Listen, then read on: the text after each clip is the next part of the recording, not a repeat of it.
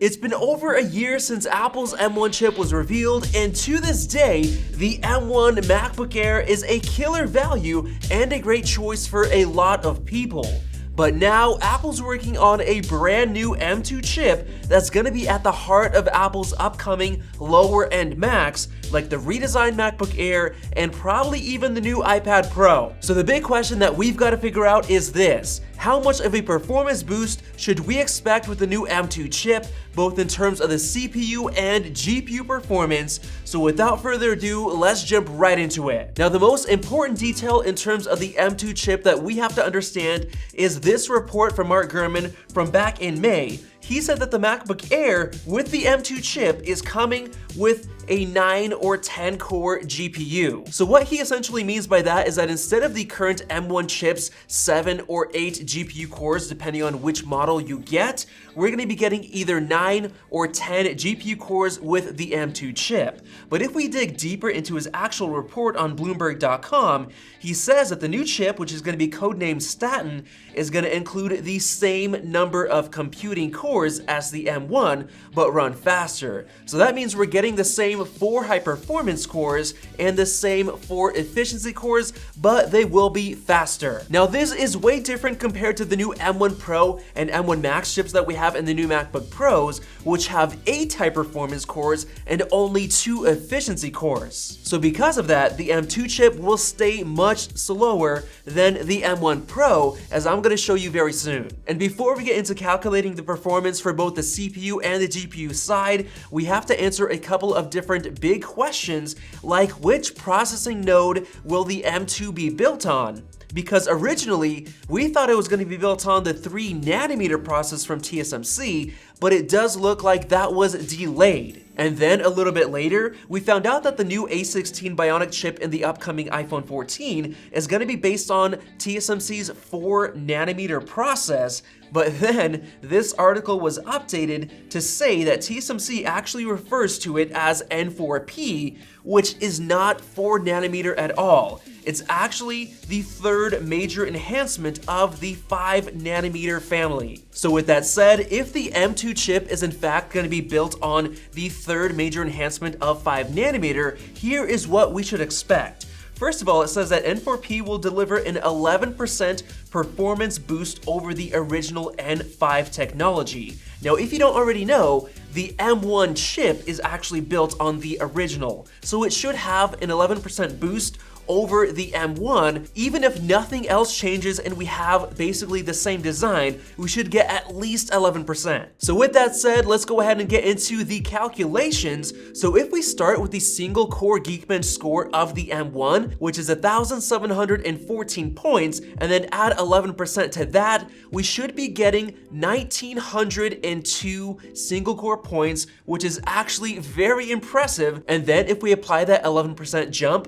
to the multi-core performance, we should be getting at least 8,278 points, which is actually faster than the 8-core Mac Pro. And going even further, TSMC says that compared to N5, N4P will also deliver a 22% improvement in power efficiency as well. So that means we could get up to 22% better battery life if the performance stays the same, which is very interesting. However, I don't know if you guys saw those renders of the M2 MacBook Air, which you probably have. The new design is incredibly thin, so maybe Apple is going to make the battery size smaller and keep the battery life the same just to give us a really nice thin design, but who knows. And now, with that said, we do have the major dilemma of whether Apple is going to be actually going to ARM v9 with this M2 chip or not. Because if Apple sticks to the same A15 Bionic cores and GPU cores, those actually did not have ARM v9 support.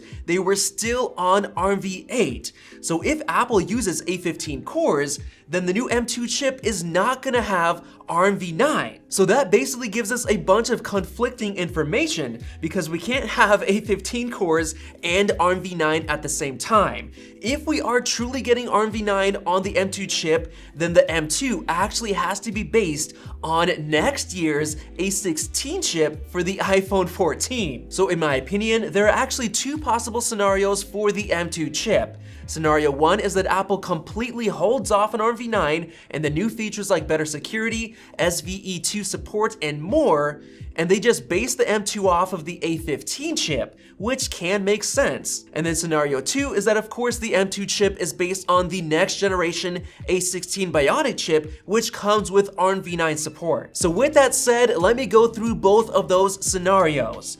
In the first case, with scenario 1, the process node will no longer be 3rd gen 5nm. And if we go back and look at the difference between the single core performance of Apple's A14 chip and the A15, which basically shows the difference between 1st and 2nd gen 5nm, we're actually getting a larger 9% performance boost instead of TSMC's quoted 6% boost. So that's probably coming from extra additions like the doubling of system cache and other design changes, including clock speed improvements. And now, since we know that the M1 chip is built on 1st gen 5nm, we can apply that same 9% boost going up to the 2nd gen 5nm with the M2 chip, which gives us a single core score of around 1,876 points, which is actually quite a good improvement even without needing the new ARM v9 changes. But then things get a little bit weird when we take a look at the multi-core performance jump from the A14 to the A15, where we actually get a huge 18% jump in terms of iPhone performance. And this doesn't really make sense because the single core performance only went up by 9%.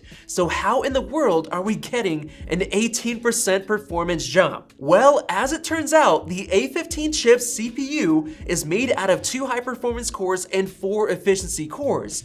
And apparently, the efficiency cores themselves got a huge boost in performance this time around. And we can actually calculate how much performance they'll collectively add by multiplying the single core score by 2 and then subtracting that from the total multi-core score to reveal the total score that's coming from the efficiency cores alone. And based on that, the efficiency cores in the A15 chip are a massive 55% faster than the set that's in the A14 chip. So now that we know all of that about the A14 to A15 chip jump, we can actually use it to predict the performance of the M2 chip. If we take that single core score of 1876 that we predicted for the M2 performance cores and multiply it by 4 to give us 4 high performance cores, we get 7,504 points from the performance cores alone.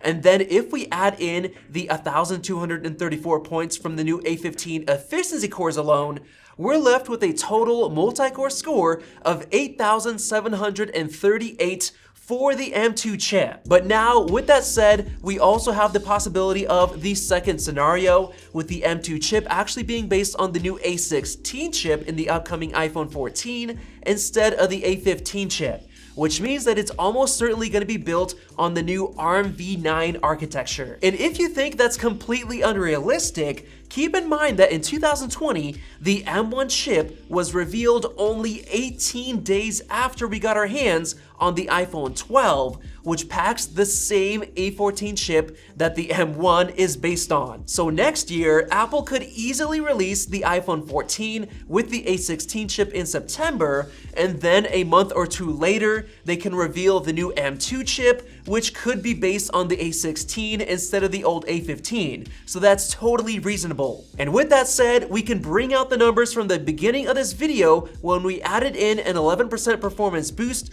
going from 1st to 3rd gen 5nm process node, and then add in some more performance improvements thanks to ARM v9 and probably extra cache like we saw in the A15. And I'm personally gonna estimate a conservative 20% performance boost over the M1 with everything combined together, giving us a massive single core score of 2,057, which would make it the fastest performance core in the world. But then switching over to multi-core performance, I'd expect a conservative 25% performance boost over the M1 chip, giving us a multi-core score of 9,322, which actually outperforms the current fully spec'd out 27-inch Intel iMac. So as you can see, the new M2 chip is still going to be a beast in terms of performance, But now let's finally get into estimating the graphics performance with both of these scenarios. And the first thing we've got to do is figure out how much faster the A15 GPU cores are